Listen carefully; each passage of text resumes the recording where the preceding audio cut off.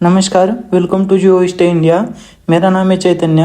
आज जो मैं आपको टॉपिक एक्सप्लेन करने वाला हूँ उसका नाम है nuclear blackmail and water diplomacy. आप जानते ही है कि फिलहाल आसिम मुनीर जो अमेरिका में गया था, वहाँ पे उसने इंडिया के जो वाटर डैम से, वाटर रिजर्वायर से उसको मिसाइल से उड़ा देने की धमकी दी थी। तो ये जानना बहुत ही इम्पोर्टेंट हो जाता है कि इंडिया इस चीज़ को कैसे हैंडल करेगा। पहले तो जान लेते हैं कि इसका बैकग्राउंड क्या है। जैसे हम लोग जानते हैं 22 अप्रैल को पहलगाम में जो टेररिस्ट अटैक हुआ था, जिसमें 26 इंडियन सिविलियंस को टेररिस्ट ने मार दिया था। उसके बाद ही हमारा जो ऑपरेशन सिंदूर है वो चालू हो गया था। पाकिस्तान बेस्ड टेररिस्ट ग्रुप जो है द रेजिस्टेंट फ्रंट यानी TRF, उसने इसकी रिस्पॉन्सिबिलिटी क्लेम की थी। TRF एक्चुअली लश्कर तैयबा का ही एक आउटफिट है। इसके रिटेलिएशन में इंडिया ने 1960s वाली जो इंडस वाटर ट्रीटी है, जिसको हम शॉर्ट में IWTB कहते हैं, उसको भी सस्पेंड किया था। एक्चुअली उसको अबेंस में डाल दिया था, लेकिन इन लार्जर मीनिंग्स उसको सस्पेंड ही किया है। इंडस वाटर ट्रीटी को वर्ल्ड बैंक द्वारा 1960s में बनाया गया था। इस ट्रीटी के अकॉर्डिंग इंडिया को ईस्टर्न साइड की जो 3 रिवर्स है, रवि, ब्यास और सतलज, उनका पानी मिलेगा, और पाकिस्तान को वेस्टर्न वाली 3 reverse Indus, Jhelum and Chenab, इनका पानी मिलेगा। लेकिन पाकिस्तान को इसमें एक बहुत ही बड़ा एडवांटेज जो है वो है कि लगभग 80% जो पानी है इंडस रिवर बेसिन का, वो पाकिस्तान को मिलता है इस ट्रीटी के तहत। जब इंडिया ने इस ट्रीटी को अबेंस में डाला तो पाकिस्तान ने बहुत ही स्ट्रांग प्रोटेस्ट किया था, और इंडिया के इस मूव को उसने वाटर एग्रेशन बोला था, और ये भी धमकी दी थी कि अगर ट्रीटी को इंडिया सस्पेंड कर ही देता है तो इसे हम एक्ट ऑफ वॉर मानेंगे। अब ये पानी की समस्या जो है वो दोनों कंट्रीज के बीच में एक स्ट्रेटेजिक फ्लैश पॉइंट बन चुका है। इस्लामाबाद ने अर्ज किया है कि इंडिया, न्यू दिल्ली जो है वो इंडस वाटर ट्रीटी को रिस्टोर करे, वाइल जो इंडिया है वो वाटर को अपने सिक्योरिटी के साथ अलाइन करता है। इंडिया का कहना साफ है कि water security is our national security. Indus water का जो फ्लो है वो इंडिया के counter terrorism and development priorities के साथ सीधा सीधा लिंक करता है। इंडिया ने तो कहा है कि 1960s वाला जो एग्रीमेंट था वो तो अभी फिलहाल पॉसिबल नहीं है, लेकिन अगर नई भी जो कोई ट्रीटी बनती है, न्यू अरेंजमेंट जो भी कोई होता है, उसमें इंडिया इंसिस्ट करेगा on protecting it's rightful share of water. जैसे हम जानते ही है, पुराने वाले 1960s वाले वाटर ट्रीटी में इंडिया को बस 20% ही वाटर मिलता था। तो ये तो हुआ उसका बैकग्राउंड। मैं एक बार मैप में आपको शो करके दिखा देता हूँ। ये रही इंडस रिवर, ये जो है ये इंडस रिवर है, ये झेलम, चेनाब, रवि, सतलज एंड ये जो है ये ब्यास है। आई होप आपको समझ में आ गया होगा। ऊपर वाली जो 3 नदियाँ है, इंडस, झेलम एंड चेनाब, ये पाकिस्तान को अलॉट की गई थी, और नीचे वाली जो रवि, सतलज और ब्यास है वो इंडिया को दी गई थी। अब देखते हैं 1960s में जो वाटर ट्रीटी बनी थी उसकी लेगेसी क्या है, यानी उसमें क्या क्या प्रोविजंस थे, क्या क्या सेटलमेंट्स की गई थी। ये लेफ्ट वाला जो फोटो है वो एक्चुअल जो ट्रीटी साइन हुई थी उसका फोटो है। 1960s में वर्ल्ड बैंक ने जो 6 रिवर्स है, इंडस, झेलम, चेनाब, रवि, ब्यास और सतलज, इनका बंटवारा इंडिया और पाकिस्तान में किया था। इसके अकॉर्डिंग ईस्टर्न की जो रिवर्स है, 3 रिवर्स है, रवि, ब्यास और सतलज, वो इंडिया को मिली थी, मतलब उनका पानी इंडिया को मिला था, और पाकिस्तान के हिस्से में इंडस, झेलम और चेनाब का पानी आया था। लेकिन जो कि ये 3 नदियाँ बड़ी है साइज में, तो पाकिस्तान को almost 80% of the flow, water flow मिल चुका था इंडस रिवर बेसिन का। जो वेस्टर्न साइड की 3 रिवर्स है उस पर इंडिया डैम्स नहीं बना सकता है। एक्चुअली उसको बनाना भी होगा तो उसको रन ऑफ रिवर डैम्स बनाने पड़ेंगे, यानी कि वो वाटर के फ्लो को रोक नहीं सकता है। और इस वेस्टर्न रिवर्स के वाटर यूजेस को लेकर भी इंडिया पे लिमिटेशन है। इंडिया बस 3.6 ऑफ MAFE उनका वेस्टर्न रिवर्स का पानी यूज कर सकता है। 1960s में ही परमानेंट इंडस कमीशन भी बनाया गया था, अगर फ्यूचर में कोई भी डिस्प्यूट हो तो उसको सॉल्व करने के लिए। इसमें 1 कमिश्नर ईच होता है from both Pakistan and India, और मल्टी टायर डिस्प्यूट प्रोसेस भी रहती है, जिसमें पहले बायलैटरल टॉक्स होते हैं, न्यूट्रल एक्सपोर्ट्स को बुलाया जाता है, और पीसीए जो परमानेंट कोर्ट ऑफ आर्बिट्रेशन है उसमें मामला ले जाया जाता है। जैसे 2013 वाला किशन गंगा आर्बिट्रेशन, 2023 वाला रेटल, 2025 वाला अभी 8 अगस्त का ही जो पीसीए का रूलिंग आया है उसका, वो पाकिस्तान के बाजू में आया है। आप जानते ही है कि इंडिया और पाकिस्तान में बहुत बार वॉर भी हो चुका है, जैसे 1965 में, 71 में, 99 में। बट ये जो ट्रीटी है वो सब सर्वाइव कर गई थी, किसी ने भी इस ट्रीटी को सस्पेंड नहीं किया था फ्रॉम बोथ द साइड्स, इसलिए इसको एक डाइवर्स सेटलमेंट भी कहा जाता है। बट अभी इंडिया का आर्गुमेंट जो है वो है कि ये पाकिस्तान को डिस्प्रोपोर्शनेटली फेवर करता है, एंड इंडिया की जो आज की वाटर नीड्स है उसको वो एड्रेस नहीं करती है ट्रीटी। इंडिया का स्टैंड क्लियर है कि वो जो पुराने टर्म्स है उस पर ट्रीटी को रिस्टोर नहीं करने वाला है। अगर फ्यूचर में कोई ट्रीटी पैक्ट कोई समझौता भी बनता है तो वो modernise to India's development like population change, climate change और सिक्योरिटी रिक्वायरमेंट्स को ध्यान में रख के ही बनाया जाएगा। सो आप इस मैप में देख सकते हो कि ये जो इंडस, झेलम और चेनाब है ये तीनों पाकिस्तान को दी गई थी इनका वाटर्स, और रवि, सतलज और ब्यास इन तीनों का वाटर इंडिया को दिया गया था। ये पूरा इंडस रिवर बेसिन है। तो ये तो हमने देख ली इसकी लेगेसी। पहलगाम अटैक के बाद इंडिया ने वाटर ट्रीटी को अबेंस में डाल दिया था। आप देख सकते हैं द हिंदू का आर्टिकल है इंडस वाटर ट्रीटी इन अबेंस। तो इंडिया ने इंडस वाटर ट्रीटी को अबेंस में क्यों डाल दिया था, सस्पेंड क्यों किया था? इन मिड 2024 पहलगाम अटैक के बाद इंडिया ने इस ट्रीटी को अबेंस में डाल दिया। इंडिया के जो होम मिनिस्टर है उन्होंने डिक्लेयर किया कि ओल्ड ट्रीटी जो है वो कभी भी रिस्टोर नहीं होगी, जो उसके प्रीवियस टर्म से 1960s वाले उसके रिस्टोरेशन कभी नहीं होगा। इंडिया ने इस जो वाटर ट्रीटी का जो सस्पेंशन किया है उसको जस्टिफाई करते हुए कहा है कि जो क्रॉस बॉर्डर टेररिज्म है वो इस ट्रीटी के स्पिरिट को ब्रीच करता है। ऑल्सो इंडिया ने ये भी कहा है कि वो किसी भी इंटरनेशनल लॉ को वायलेट नहीं करता है, और उसका जो राइटफुल शेयर है इंडस वाटर का फॉर हाइड्रो पावर, इरिगेशन और ड्रिंकिंग नीड्स वो इंडिया लेकर ही रहेगा। ऑल्सो इंडियन एडमिनिस्ट्रेशन ने कहा है कि वो ओपन टू टॉक्स है, लेकिन on modern terms, not on the 1960s terms. जो 1960s के टर्म है उसका रिवाइवल कभी होने ही नहीं वाला है। पाकिस्तान ने इस इंडिया की इस मूव को कंडेम किया है। उनका जो फॉरेन ऑफिस है उन्होंने कहा है कि ये ब्रेजेंट डिसरिगार्ड है जो इंडस वाटर ट्रीटी के अकाउंट्स है उसके लिए, और वो world bank, United nation security council, United nation general assembly में भी इस मुद्दे को उठा चुका है, और उसने इंडिया को इंटरनेशनल कोर्ट ऑफ जस्टिस में ले जाने की भी धमकी दी है।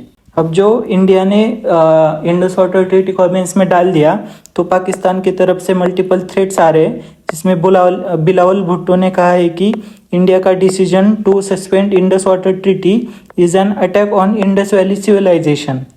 इनका कहेगा Indus valley civilisation. Also Bilawal Bhutto ने इंडिया को धमकी दी है कि Pakistan will reclaim all 6 rivers, और उन्होंने ये भी कहा है कि you will lose this war, यानी कि इंडिया इस वॉर को हार जाएगा, वाटर वॉर को। अब पाकिस्तान की क्या क्या डिमांड्स है इसको भी हम जान लेते हैं। पाकिस्तान के फॉरेन ऑफिस ने कहा है कि वो फुल्ली कमिटेड है to implementation of Indus water treaty, and वो इंडिया से एक्सपेक्ट करते हैं कि इमीडिएटली रिज्यूम कर दे वो normal functioning of the treaty. Pakistan के जो फॉरेन मिनिस्टर है बिलावल भुट्टो जरदारी, उन्होंने इंडिया को वार्न किया है कि इंडस फ्लो का जो सस्पेंशन है वो अटैक है उनकी हिस्ट्री, कल्चर और सिविलाइजेशन पे। साथ ही उन्होंने ये भी धमकी दी है कि अगर इंडिया ने इंडस वाटर ट्रीटी को फिर से रिज्यूम नहीं किया तो पाकिस्तान वाटर राइट्स के लिए इंडिया के ऊपर वार भी कर सकता है, जो कि वो इवेंचुअली जीत जाएंगे, ऐसा उनका कहना है। ये बात उन्होंने ऑन रिकॉर्ड पार्लियामेंट में खड़े रहकर बोली है कि Pakistan would go to war to get its fair share of Indus water, और वही बात की क्लेम किया है कि वो पूरे 6 रिवर्स का कब्जा कर लेंगे, यानी कि पूरे कश्मीर पर कब्जा कर लेंगे। 8 अगस्त को जो पीसीए की ट्राइब्यूनल रूलिंग आई थी, पीसीए यानी परमानेंट कोर्ट ऑफ आर्बिट्रेशन, उनकी जो रूलिंग आई थी उनके फेवर में, उसको भी कोट किया है, जो पाकिस्तान के पॉइंट को वैलिड करार देती है, जिसमें कहा गया है कि India should immediately resume Indus water treaty and water flow towards Pakistan. हालांकि इंडिया ने इस ट्राइब्यूनल को रिजेक्ट कर दिया है, जिसकी वजह से पाकिस्तान अभी इंडिया को एग्रेसर की तरह पोर्ट्रे कर रहा है और कह रहा है कि इंडिया वाटर कॉलोनियलिज्म कर रहा है, जिससे कि पाकिस्तान को डोमेस्टिक और इंटरनेशनल सिंपैथी मिले। ये रही परमानेंट कोर्ट ऑफ आर्बिट्रेशन की ऑफिशियल वेबसाइट। इसमें उन्होंने 8 अगस्त को पाकिस्तान के फेवर में अपना फैसला सुनाया है। अब देखते हैं आसिम मुनीर ने अमेरिका में खड़े रह के इंडिया को क्या धमकी दी है। 11 अगस्त को पाकिस्तान का जो फील्ड मार्शल, जो कि फील्ड मार्शल है आसिम मुनीर, वो टैम्पा फ्लोरिडा जो यूएसए में है, वहाँ पे एक प्राइवेट डिनर पार्टी अटेंड कर रहा था।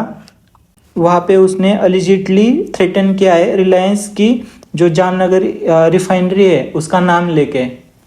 ये मैप में देख सकते हो आप कि ये जामनगर रिफाइनरी कहाँ पर है।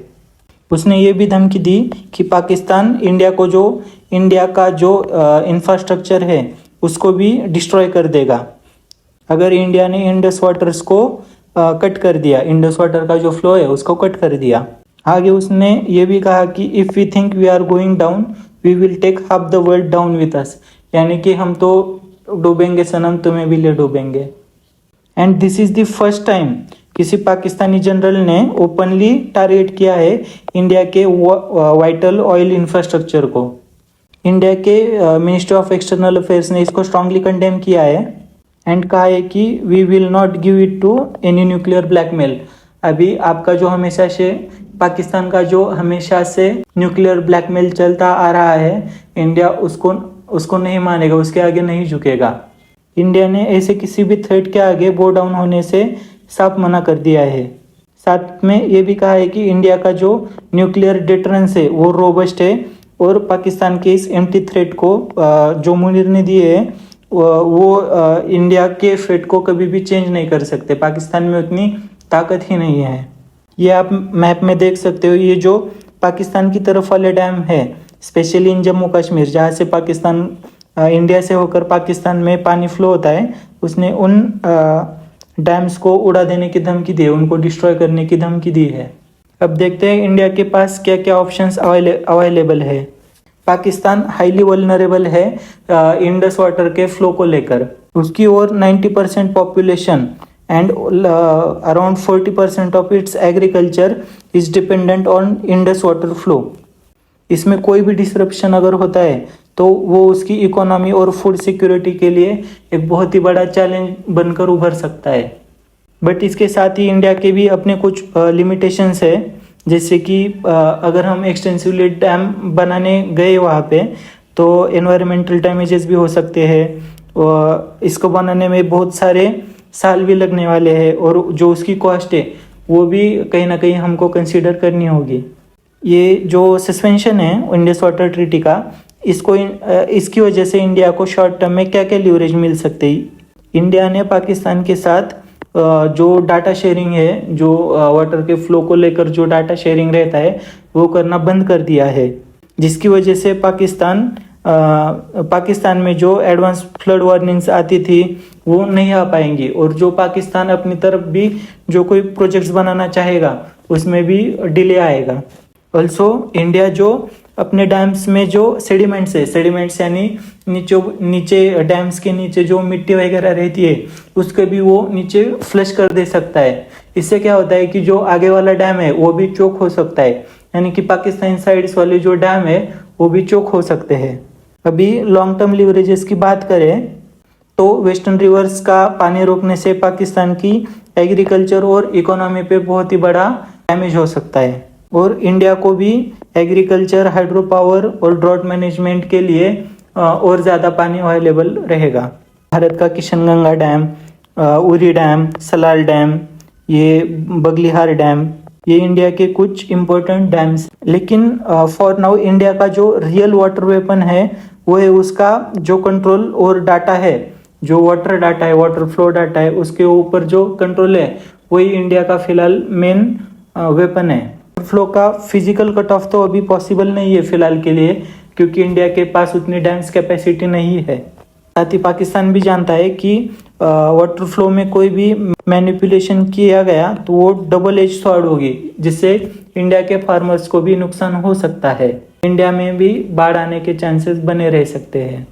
ये तो हो गए हमें पाकिस्तान के ऊपर क्या क्या वाटर लिवरेजेस है, लेकिन साथ में हमें ये भी पता है कि आसिम मुनीर ने इंडिया को न्यूक्लियर थ्रेट भी दिया है, तो उसको लेकर इंडिया के पास क्या क्या ऑप्शंस है वो भी एक बार हम देख लेते हैं। सो न्यूक्लियर डेटरेंस, पाकिस्तान के जो थ्रेट्स है वो इंडिया को डेटर करने के लिए बस फ्रॉम यूजिंग एनी फोर्स और advancing its projects like dams projects.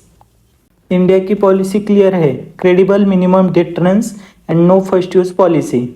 साथ ही इंडिया अपने वेपन आर्सेनल को भी मॉडर्नाइज और इंडिजनाइज करने पे लगा हुआ है, जैसे कि अग्नि मिसाइल्स हो गई, अरिहंत सबमरीन्स हो गई, जो इंडिया की सेकंड स्ट्राइक कैपेबिलिटी को एनहांस करते हैं। सेकंड स्ट्राइक कैपेबिलिटी यानी कि हम तीनों तरफ से यानी कि एयर, वाटर एंड लैंड तीनों में से हमला कर सकते हैं। इंडिया के पास ये कैपेबिलिटी है। ऑल्सो इंडिया की पॉलिटिकल पार्टीज की जो यूनिटी है न्यूक्लियर थ्रेट को लेकर वो भी कमेंडेबल है।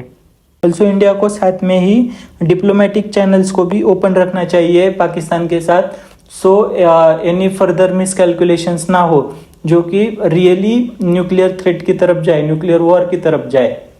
इंडिया ने सिग्नल किया है स्ट्रेंथ बट रिस्ट्रेंट, हम स्ट्रेंथ भी शो कर रहे हैं और साथ में रिस्ट्रेंट भी शो कर रहे हैं। ऑल्सो साथ में ही हम सिक्योरिटी टाइज जो है जॉइंट एक्सरसाइजेस करके, सर्विलेंस करके हमारे अलाइज के साथ वो भी बढ़ा रहे हैं पाकिस्तान को डिटर करने के लिए। और साथ में डिप्लोमेटिक ग्राउंड पे हम FATF, यूनाइटेड नेशंस इनको भी प्रेशराइज कर रहे हैं पाकिस्तान के ऊपर सैंक्शंस लगाने के लिए। अभी देखते हैं इसके फ्यूचर रिस्क क्या क्या हो सकते हैं और इसका क्लाइमेट पे क्या असर हो सकता है। जो टिट फॉर टैट रेटोरिक है, यानी आपने ऐसा किया तो हम ऐसा करेंगे, उसने ऐसा किया तो हम ऐसा करेंगे, ये आउट ऑफ कंट्रोल हो सकता है। जो बाकी रीजनल पावर जो है, जो चाइना हुआ, अमेरिका हुआ, उनको भी इसमें खींच ले सकती है, जो कि दोनों को ही अवॉइड करना चाहिए। ऑल्सो दोनों कंट्रीज जो है वो high levels of water scarcity face कर रही है। UNDP ने ये तक वार्न कर दिया है कि पाकिस्तान की पर कैपिटा वाटर कैपेसिटी जो है वो 500 मीटर क्यूब तक कम हो जाएगी 2025 तक। इंडिया का रैंक भी हाई है ग्लोबल वाटर रिस्क में। ये देख सकते हो हमारे जो इंडिया है 54% of India faces high to extremely high water stress. और स्पेशली जो राजस्थान हो गया, गुजरात हो गया, हरियाणा, पंजाब, तो जो रिवर फ्लोज है ऊपर के इंडस वाटर रिवर बेसिन का, वो इन स्टेट्स की तरफ डाइवर्ट करना बहुत ही ज़्यादा इम्पोर्टेंट है। साथ ही glacier melt, erratic monsoons, overuse of water, ये भी इंडस रिवर वाटर के फ्लो को एक ज़्यादा कॉम्प्लिकेटेड इशू बना देता है। साथ में हमें ये भी ध्यान रखना चाहिए कि चाइना जो है वो भी ब्रह्मपुत्रा और उसकी ट्रिब्यूटरीज पे डैम्स बना रहा है। सो इसलिए इंडिया को भी अपनी जो इंडस स्ट्रैटेजी है, इंडस रिवर को लेकर जो स्ट्रैटेजी है उसको रिकैलिब्रेट करना पड़ेगा। साथ ही Pakistan international court justice, global arbitration भी इंडिया के ऊपर लाद सकता है। साथ में ही इंडिया को अपना जो इंफ्रास्ट्रक्चर है उसको भी अपग्रेड करते रहना चाहिए इन स्टोरेज, इरिगेशन, डिसैलिनेशन, जिससे हमारी डिपेंडेंसी इंडस वाटर पे कम हो। सो इससे हम क्या कंक्लूजन निकाल सकते हैं? पाकिस्तान की जो रिसेंट रेटोरिक है न्यूक्लियर थ्रेट को लेकर, वो बस उसके डिस्परेशन को शो कर रहे हैं, ना कि उसकी स्ट्रेंथ को। व्हाइल इंडिया जो है वो कॉन्फिडेंट है अपने डिटरेंस और डिप्लोमेटिक क्लाउड को लेकर। वो पाकिस्तान के आगे नहीं झुकेगा और इंसिस्ट किया है कि उसका जो राइटफुल शेयर है इंडस वाटर में वो उसको लेकर ही रहेगा, और जो नेशनल सिक्योरिटी है उसको भी वो प्रायोरिटाइज करता है। ऑल्सो इंडिया जो वाटर को एसेट और लेवरेज की तरह भी देखता है। साथ में ही इंडिया को डिफेंसेस को भी और ज़्यादा अपग्रेड करना चाहिए और ज़्यादा सिक्योर करना चाहिए जो क्रिटिकल एसेट्स है, जैसे कि जामनगर ऑयल रिफाइनरी हो गई, और उसका जो वाटर इंफ्रास्ट्रक्चर है उसको भी इम्प्रूव करना चाहिए, जिससे कि हमारी जो वल्नरेबिलिटी है वो कम हो जाए। डिप्लोमेटिकली भी हम पाकिस्तान के ऊपर प्रेशर बढ़ा सकते हैं। उसके न्यूक्लियर थ्रेट्स, टेरर को लेकर जो स्टेटमेंट्स है उसका भी हम उसमें यूज कर सकते हैं। So this balance strategy of strong deterrence plus principle diplomacy, ये जो इंडिया का अप्रोच है आगे बढ़ने के लिए, उसके लिए बहुत ही ज़रूरी है। तो चलिए, थैंक यू। आई होप आपको टॉपिक समझ में आ गया होगा। ऐसे ही इन डेप्थ एनालिसिस के लिए हमारे चैनल जियो स्टे इंडिया को सब्सक्राइब करें। Thank you.